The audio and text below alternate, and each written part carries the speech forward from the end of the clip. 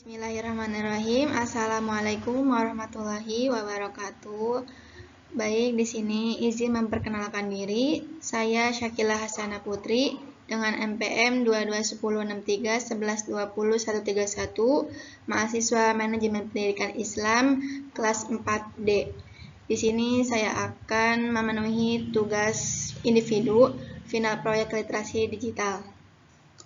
Baiklah, di sini saya akan menjelaskan tentang literasi informasi.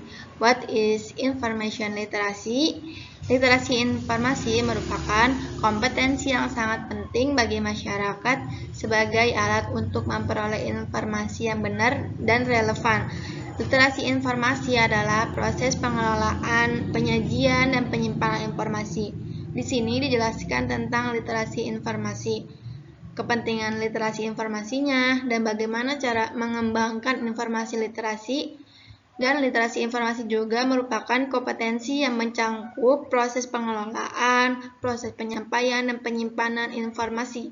Informasi adalah data, fakta, atau kepentingan yang dapat diperoleh melalui berbagai sumber, seperti buku, surat, internet, dan lain-lainnya.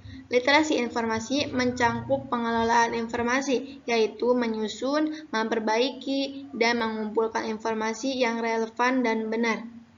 Slide selanjutnya, di sini ada pentingnya literasi informasi dalam era digital. Yang satu itu mencegah penyebaran berita hoax. Tahu kan berita hoax itu yang kayak di internet gitu, di sosial media, bahkan banyak sekali yang suka menyebarkan berita hoax. Memahami literasi informasi dapat membantu dalam mengidentifikasi informasi palsu. Ya, hoax itu sama dengan informasi palsu. Kedua, ada perlindungan privasi.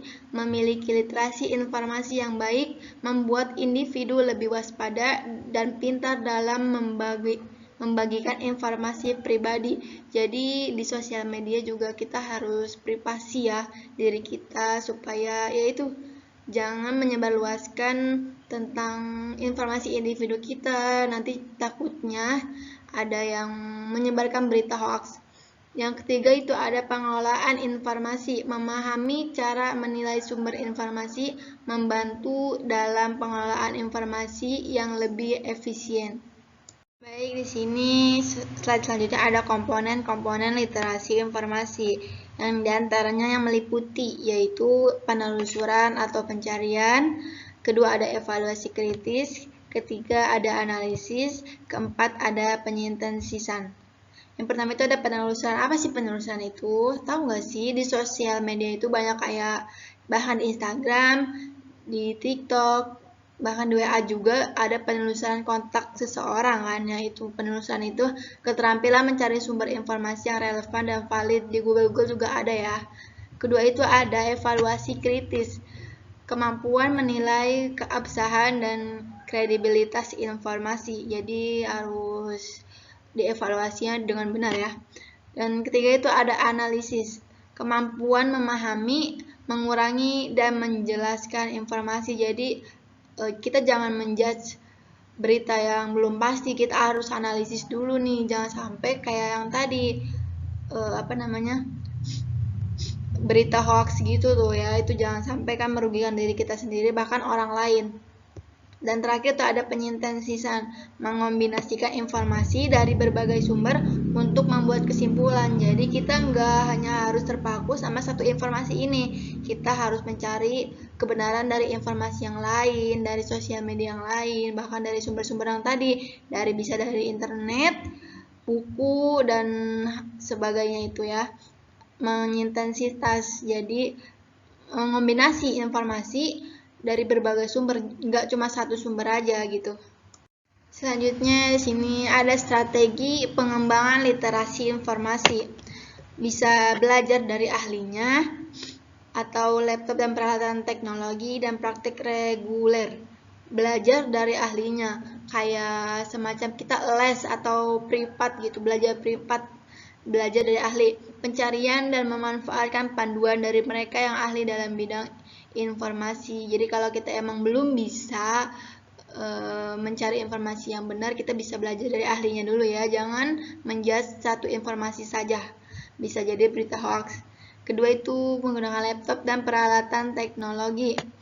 Bisa meningkatkan literasi informasi dengan membaca lebih banyak sumber yang beragam. Jadi ya namanya di laptop atau alat elektronik ya, jadi bisa mempermudah kita membaca lebih banyak sumber. Dan terakhir ada praktek reguler, yaitu latihan dan pengalaman dalam menilai dan menggunakan informasi secara kritis dan aman dari ancaman keamanan. Kemudian ada sumber-sumber informasi yang dapat dipercaya. Jadi mungkin kita sulit percaya kepada satu informasi, kedua juga mungkin masih sedikit gitu ya kebenarannya. Jadi di sini ada sumber-sumber informasi yang dapat kita percaya. Pertama itu ada buku dan jurnal ilmiah yang di Google itu, sumber-sumber pengetahuan yang terverifikasi dan terakreditasi secara akademis. Jadi ya namanya jurnal ilmiah atau dari bisa sumber jurnal Sinta itu ya, itu udah 100% mungkin benar dan terpercaya ya. Kedua ada penelitian dan ahli.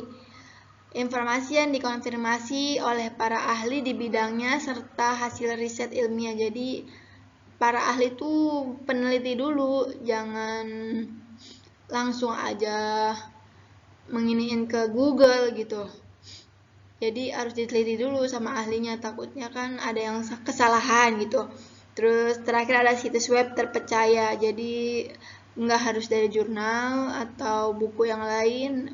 Situs web yang bagus, yang nilainya bagus, yang terpercaya juga bisa. Situs web dari lembaga dan organisasi terkemuka yang memiliki reputasi terbaik. Kemudian ada penerapan literasi informasi dalam kehidupan sehari-hari, yaitu bisa berbelanja online. Banyak ya sekarang, bahkan saya pun ya berbelanja tuh suka kayak males buat pergi ke pasarnya. Kadang ya udah di online tuh ada, jadi tinggal klik aja, tahu-tahu udah sampai rumah belanjanya. Kedua ada mencari informasi medis, kayak kalau kita nggak bisa ke dokter atau belum ya, sebelum ke dokter kita cari dulu nih informasi lewat situs web, penyakit yang kayak gini tuh gara-gara apa, harus disembuhnya pakai apa, baru kita ke dokter. Kemudian ada pengelolaan keuangan, jadi bisa kita mengelola keuangan tanpa secara langsung megang uang juga di teknologi ini. Di situs web mungkin ada ya yang bisa mengelola keuangan.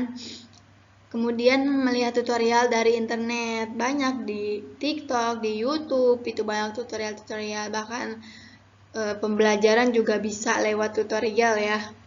Kemudian terakhir ada mendengarkan musik. Biasa anak-anak muda juga sering sekali mendengarkan musik, bahkan saya juga suka mendengarkan musik. Bisa dari Sport TV, kemudian YouTube, dan hal yang lainnya. Baiklah, sudah sampai di penghujung slide. Mungkin itu saja yang bisa saya sampaikan, yang bisa saya terapkan kepada semua teman-teman yang melihat video saya ini. Semoga bermanfaat bagi yang melihat dan menontonnya. Wabillahi taufiq wal hidayah. Sekian dari saya. Wassalamualaikum warahmatullahi wabarakatuh.